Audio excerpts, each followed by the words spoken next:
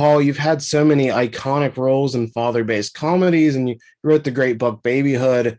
In this role, you get to play the guy that has sort of seen it all when it comes to kids rather than the struggling parent. Did it feel like your career has kind of come full circle with this? I never thought of it like that. No, it's, I think now as an actual father of two Americans in their 20s, I felt it feels very natural to be talking to about parenting, and so it was a very comfortable place. And Kevin Hart. I had never met Kevin, which is crazy. I always think comics all know each other, but I never really crossed paths.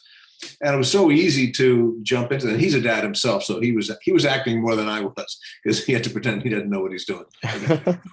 But it was just very easy to fall into that role of I'm certainly older than Kevin, so it felt really comfortable, and it was great. As I kind of anticipated, it was going to be just great to just bat the ball around with him. There's a reason he's a very, very big star. He's really good. Anthony, you've done a great job playing some really iconic villains the past couple of years, but you just get to be a goofy friend in Fatherhood. Was the role of Oscar like a nice change of pace for you? It was a great change of pace. It was really refreshing to to not have to be plotting anyone's demise. And yeah, I mean, honestly, just having such wonderful co-stars to kind of play with and improvise lines with was very refreshing. Especially my scenes with Kevin Hart and Lil Rel Howery. We had the best time. Paul, there are some really interesting conversations in the film about the challenges of balancing a career and putting your children first. As a entertainer and a father yourself, I'm sure that's something you had to deal with. How easy was it to relate to this role, and how realistic, are these conversations we saw? Oh, they're really realistic. I think it's a real universal thing. If you have the luxury of having children and a home life and a career, we're blessed to have all of those things.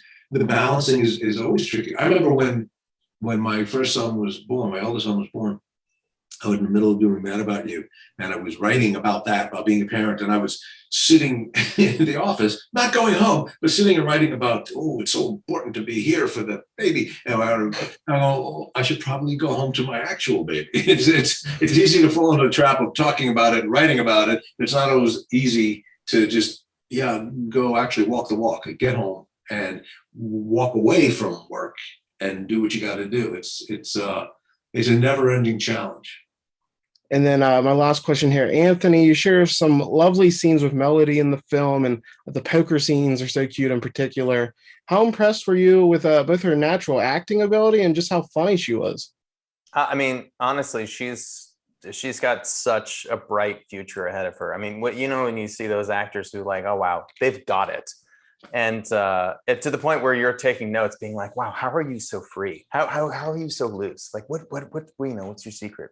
But she's really got something special, and it's certainly a wonderful showcase, this movie. So how old is she in real life? I think, gosh, I'm not sure actually. She's 42. She's That's why she's so good. Right. It all makes sense now. Yeah, right. She knows so much. All right. Thank you guys so much for your time today. Have a great day.